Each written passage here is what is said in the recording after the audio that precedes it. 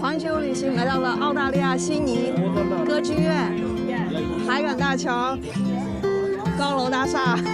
哦 ，Hello， 大家好，我是小林，我现在在澳大利亚的悉尼。悉尼啊，又被称作为南半球的纽约。那说到悉尼啊，你可能会想到3个词：阳光、海滩，还有歌剧院。那这座城市的魅力呢，远不止于此。今天就跟随我的镜头一起来解锁一下悉尼。今天啊，我是搬了一家青旅，搬到这个青旅里面来了。现在是还没到入住时间，所以今天晚上带你们开箱青旅。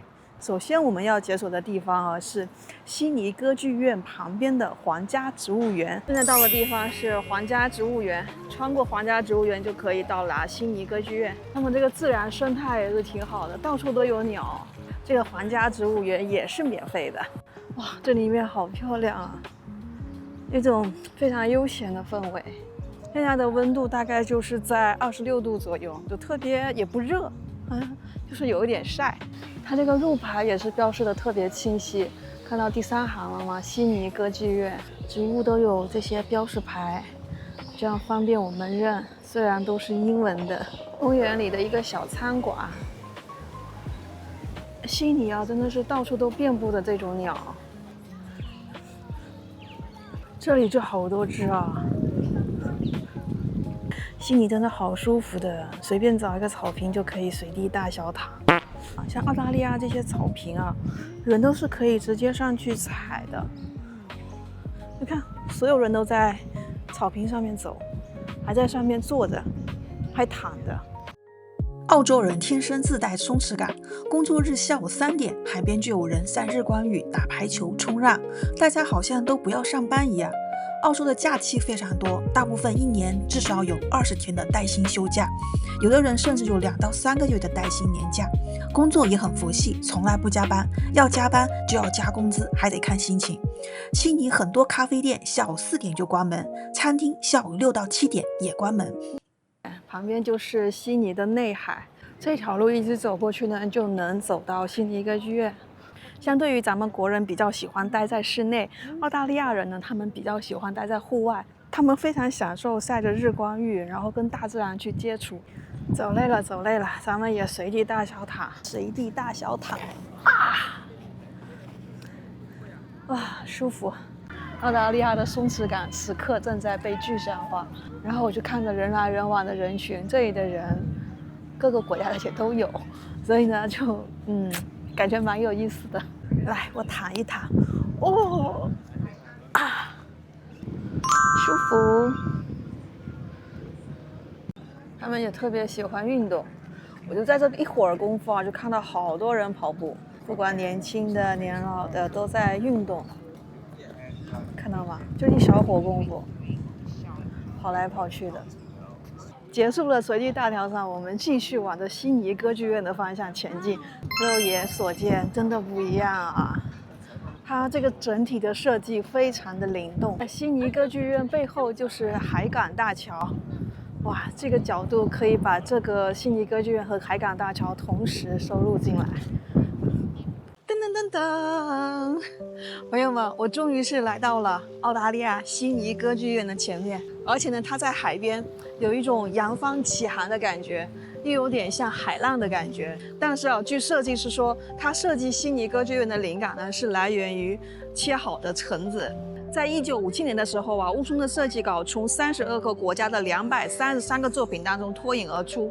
最开始呢，他的作品啊是被淘汰的，甚至于已经被扔到废纸堆，是从废纸堆里面啊被当时的一个评委给发现了。虽然乌松把这个建筑设计出来了，但是呢，当时的工程设计啊就没有办法去实现，随后就导致工期一拖再拖，工程的费用呢也一再的增加。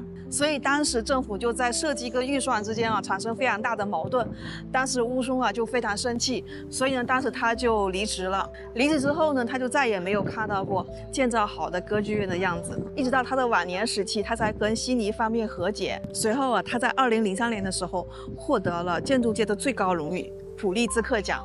在2007年的时候呢，悉尼歌剧院被列入了世界文化遗产名录。而现在啊，悉尼歌剧院可以算是整个悉尼甚至整个澳大利亚的地标。而今啊，提起悉尼，你脑海里面第一个反应的一定是这个悉尼歌剧院。现在我们来到了悉尼歌剧院的上面，我们来揭秘一下，它这个妆啊，它是由白色跟黄色、淡黄色的妆拼接而成的。所以呢，它整体的呈现的效果，从远看呢，肉眼看啊，它是有一点淡淡的黄色。说实话，悉尼歌剧院真的在电视电影上看到过无数次，但是这么近距离的能够看到它每一桩每一碗是非常特别。剧院旁边有一家餐厅哦，我猜这个价值不菲呢。啊，歌剧院的后面就是海港大桥。哇，现在太阳出来了。海面上波光粼粼的，这是内海啊，悉尼的内海。远处就是一些高楼大厦。其实这个悉尼歌剧院里面它是可以进去参观的，中文导览的费用呢是200多人民币。如果你们感兴趣的话，你们可以进去看一下，就是有每一个音乐厅的一个介绍。它这里面最大的一个音乐厅啊，可以容纳2600多人。大桥其实是可以步行走过去的，可以横穿这个海港大桥，你也可以往上面爬。但是上面爬的话好像是要费用，而且费用应该是不低。1500人民币左右。悉尼歌剧院的下面就有非常多餐厅，然后好多人就坐在这边很 chill 的喝喝咖啡、喝喝酒。我们也找个位置坐下来。你看我身后就是悉尼歌剧院，在这边就是海港大桥，在这里就是一大堆的高楼大厦。坐在歌剧院前面，被卷入傲视的松弛之中，他们不着急赶路，也不着急拍照。到底是什么给了澳洲人松弛的勇气？是高收入吗？显然不是。看他们的穿着，主打一个自由，无论收入高低，街上大多数都是拖鞋、短裤、运动装等休闲服饰。澳洲也是背奢侈品最少的发达国家之一，所以松弛感的来源是没有太多的攀比，假期和朋友一起出来度假才是正经事。歌剧院旁边的餐厅的消费，你们看一下，猪排一份，半条的是48刀，整条的是68刀，牛排一份是38、48。现在旅行就没办法像印尼那样了，随便坐下来，随便都可以吃。哎呀，这个是钱包不允许啊。但是我觉得我可以去吃个冰淇淋。这家好多人排队哦，就你了。选抹茶，有抹茶我都会先挑抹茶的。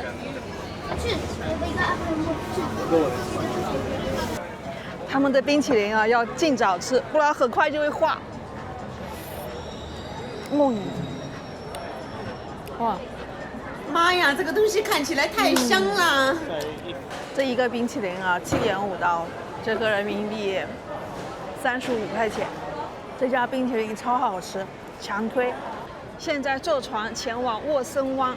它这个坐船也是可以刷 Visa 卡的，然后前往沃森湾的话是在 F9， 同样啊，就是进出的时候都刷一下信用卡就可以了，完全不用办卡。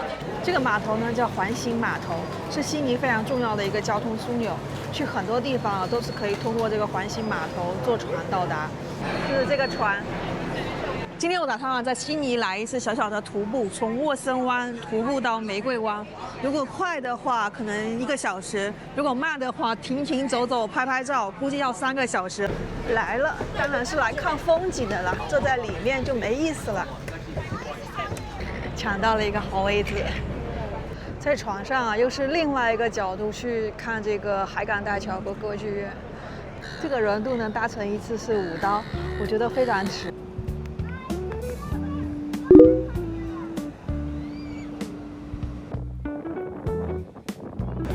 这个角度也只有在船上能够拍得到。哇哦，又是另外一个角度。这个码头停着好多游艇啊，这估计一艘都得上千万吧。这里果然是个富人区。现在到沃森湾啦，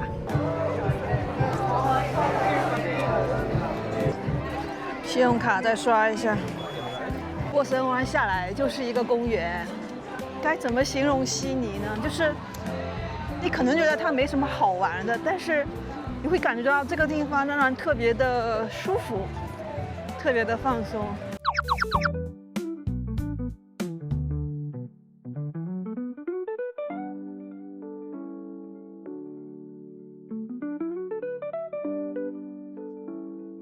哇，这个位置也太好了，家前面又是这样的一片海滩，房子啊都可以看海，因为它是一个小山坡。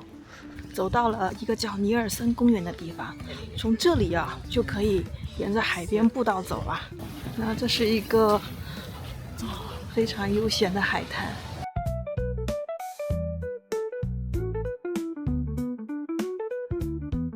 从这边下去，悉尼 Harbour 国家公园，这一边看着地图，一边跟着他们走的。从这个尼尔森公园下去啊，基本都是沿海的。土澳人真的好惬意哦，就有这样的一个小步道哦，然后随处都有一关警卫。哇，这一段徒步我觉得是最惬意的，都在海边步道，而且这里也没有很晒，基本都是在树荫底下。如果从这里看日落也是挺好看的，太阳掉在那些高楼大厦后面。我看了一下徒步这段路都是沿着海边，而且面朝着西边，就是这个路上如果日落了，咱们就可以停下来看一下。前面有人在钓鱼，他们这儿钓鱼还是挺自由的。他们这里有点好了，就是他们会限制，就是多大的鱼才能够带回去。如果你钓到小的鱼啊，是要放生的。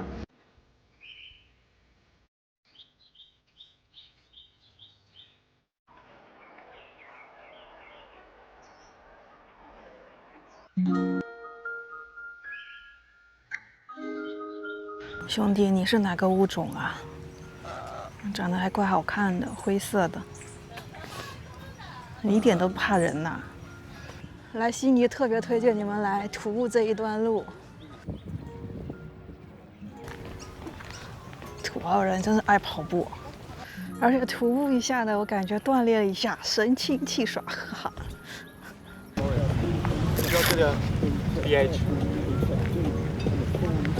人都在这边野餐等日落，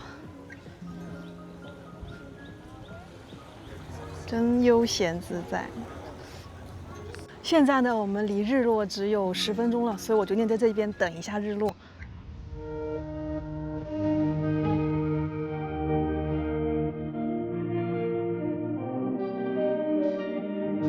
哇，今天的天空有一点紫紫的，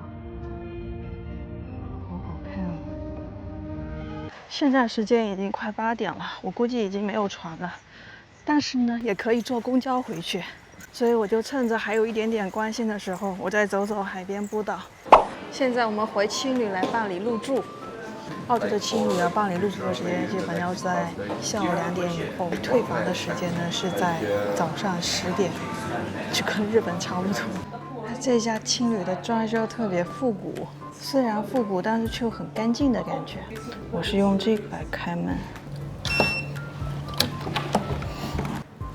是给我安排的是6人女生间，应该就是这个床位了。这个是空的。这卫生间好干净啊！淋浴间跟上一家青旅比起来略小了一点。这家青旅还有很多活动呢，都是免费的。给你们看看，非常多免费的活动，有瑜伽课啊什么的，还有什么做披萨，还有看日落。还有跑步，然后非常好的一点是这家厨房它是24小时开的。上一家青旅呢，它厨房到了晚上10点就关了。整体来讲是非常的干净。在那已经饿死了，准备带你们去厨房看看。这是青旅的晚餐区域，然后里面呢是青旅的厨房。现在快10点了，没什么人做饭，这样子的，还有一些简单的调料。这里的大米、意大利面都是免费的，是青旅的大冰箱。好了，准备开搞。晚上咱们就简单点，吃个泡面。说是简单也不简单，我加了白菜、胡萝卜，还有培根。这个泡面买的是韩国辣白菜味的，我比较喜欢吃这种。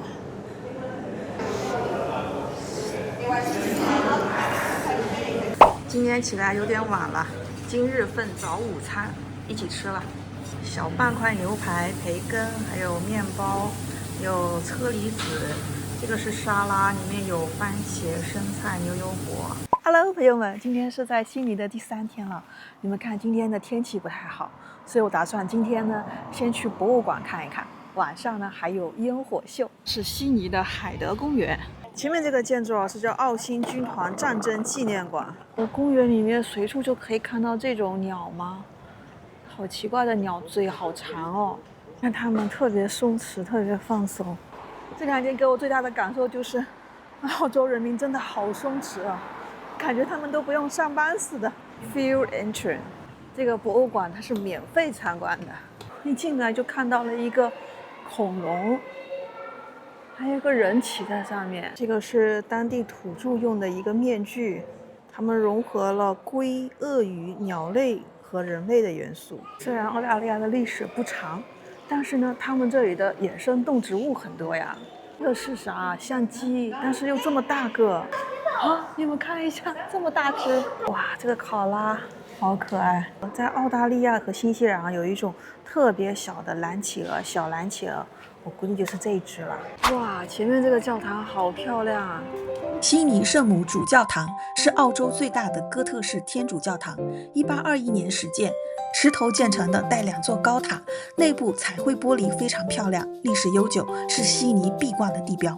在澳大利亚，基督教的信仰的比例呢是43%，无宗教信仰呢越来越多，占到了38.9%。那剩下的10%呢，就是其他宗教，比如说伊斯兰教、佛教、印度教等等。我觉得悉尼还是挺有艺术气息的，这貌似是一个艺术馆。哇，这些画有点抽象，看不懂啊。这个雕像也挺有意思的。新南威尔士美术馆，据说这里面有毕加索跟梵高的一些作品，而且这个美术馆还是免费的，还受艺术的熏陶。它这个美术馆的建筑貌似是古建筑啊，这些画都要这么抽象吗？来到了一个名画区。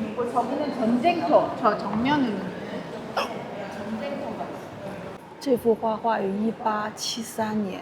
现在这家地方呢是悉尼非常繁华的市中心一带。悉尼市中心逛街主要是在皮特街和乔治街一带，既有一些古老的建筑，又有现代的高楼，混合在一起构成悉尼最繁忙的商业区。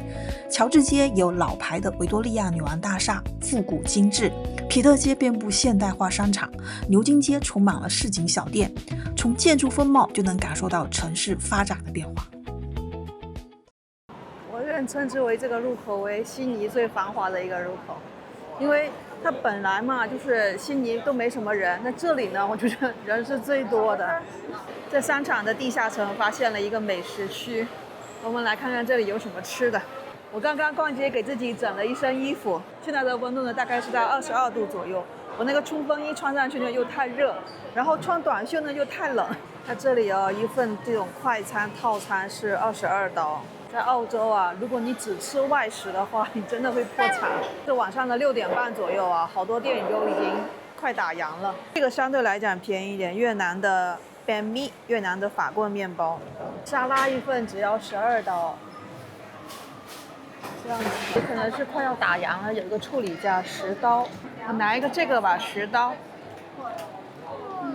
This one， 平均一份餐食都在19、20刀。所以在澳大利亚，你一份饭，如果你想要吃饱的话，20刀是免不了的。印度的馕饼一个也要3.5刀。麦当劳关了 ，KFC 还开着。一个炸鸡是3.45刀 ，yes。我怕瘦子吃不饱，就多加了一个炸鸡。这全部加起来就是13.5刀，折合人民币的话。哎呀，不能想，不能想。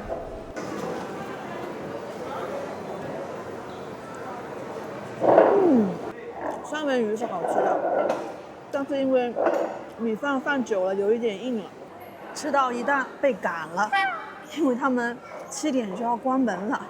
天哪！因为他们这边人工成本实在是太高了，所以呢，就是大部分老板就是请员工都不会请晚上的。开着还不如关了，因为开着成本，如果没人来的话，成本很高。哇，给你们看一眼悉尼的夜景，好漂亮啊！一个人都没有，好安静啊。这是他们这边的一个公园，据说今天晚上会有烟花秀，还下着雨，我居然过来看烟花秀，真的会有吗？真的有烟火秀哎！不过就这样。